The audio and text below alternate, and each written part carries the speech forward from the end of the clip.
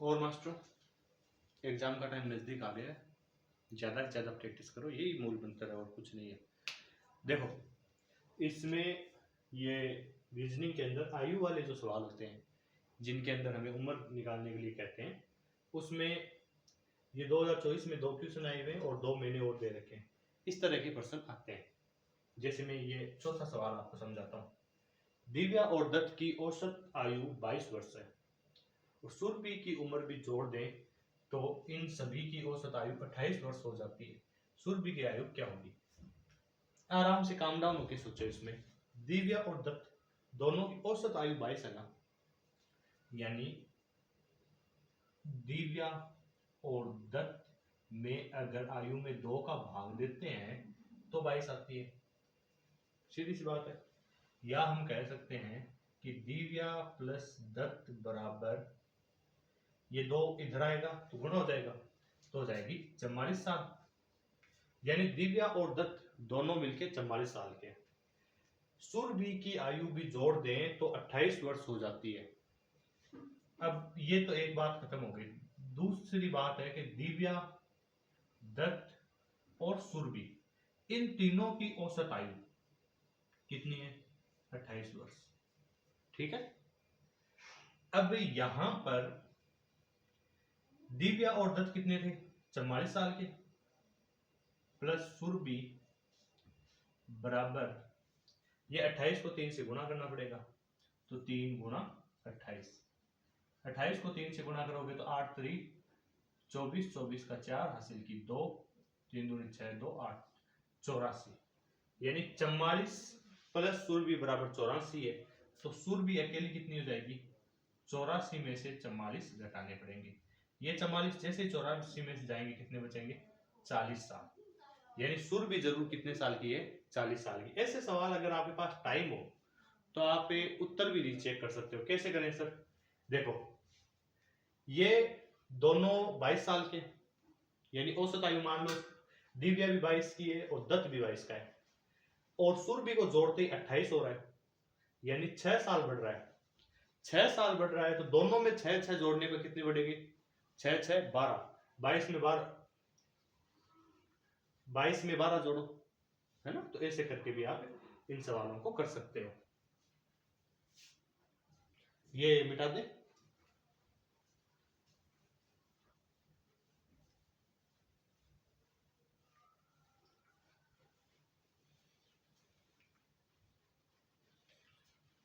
सुरेश की उम्र श्याम से 5 गुना ज्यादा है। दोनों की उम्र का में 8 वर्ष का अंतर है, तो सुरेश की उम्र क्या है? देखो, एक तरफ हमारे पास सुरेश है, दूसरी तरफ हमारे पास श्याम है। सुरेश है, उसकी उम्र श्याम से ज्यादा है, यानी सुरेश है 5 गुना श्याम। सीधी सी बात है। फिर ये कह रहा है कि दोनों की उम्र में 8 वर्ष का अंतर है, तो सुरेश बड़ा है, तो सुरेश में से जब श्याम को घटाते हैं तो हमारे पास आ जाते हैं 8।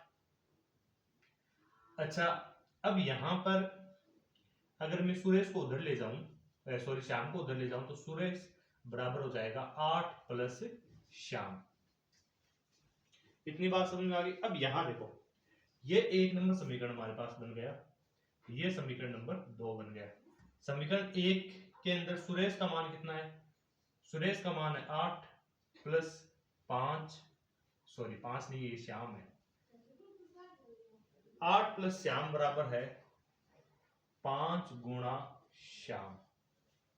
या हम कह सकते हैं, अब ये देखो, यहां भी श्याम है, यहां भी श्याम है, तो इस श्याम को उधर ले जाए तो 8 बराबर हो जाएगा 5 गुणा श्याम माइनस श्याम। तो हमारे पास आ जाएगा 8 बराबर 5 श्याम में से 1 श्याम गया, कितने बचे? 4 श्याम। या हम कह सकते हैं, ये 4 है ना, 4 गुना श्याम बराबर 8 है, तो इस 4 का इधर भाग दे दें अपने, तो हम ये कह सकते हैं कि श्याम बराबर हो जाएगा हमारे पास 8/4 बराबर 2 वर्ष का। लेकिन ध्यान दें, हमें श्याम की उम्र पूछी नहीं है, हमें किसकी पूछी है? सुरेश की। और सुरेश की श्याम से कितनी है? 5 गुना। तो हम कहेंगे सुरेश बराबर 5 गुणा श्याम बराबर 5 गुणा 2 बराबर 10 वर्ष। कितने साल का है? 10 साल का। तो ये वाला आंसर हो गया हमारे पास। अच्छा, पिछली बार में टिक नहीं लगाया था कि हमने आंसर की। चलो, आपको समझ में तो आ ही गया।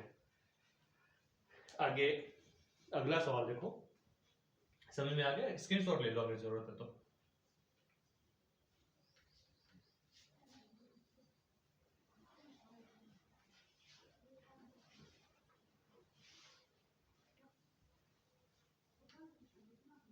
राहुल और सोहन क्रमशः 5 व 9 साल के हैं। कितने साल बाद उनकी आयु का योग 24 साल होगा? देखो, अभी कितने साल के हैं? राहुल और सोहन को जोड़ देते हैं तो 5 + 9 बराबर हो जाएंगे 14 वर्ष। अभी ये 14 साल के हैं टोटल मिला के। कितने साल बाद 24 साल हो जाएगा? तो 24 होने के लिए इनको 10 और चाहिए। 10 साल दोनों को चाहिए, एक को नहीं चाहिए। यानी इसमें भी अगर प्रैक्टिकली देखें तो ये भी 5 साल जुड़ेगा, ये भी 5 साल जुड़ेगा, तो ये 10 साल का होगा और ये 14 साल का होगा। दोनों को जोड़ने पर कितने हो जाएंगे? 24 साल। उत्तर कितना आ जाएगा? 5 साल। कई बार हम गलती से क्या करते हैं कि हमें लग रहा है हाँ 14 के हो गए, 24 के लिए 10 चाहिए, और 10 अगर हमारे पास ऑप्शन में होता तो टिक लगा के आगे आ जाते हैं, तो हमारा सवाल क्या हो जाता है? गलत। ऐसा नहीं करना है, परीक्षा में इन चीजों का विशेष ध्यान रखना है। चलो आगे देखो।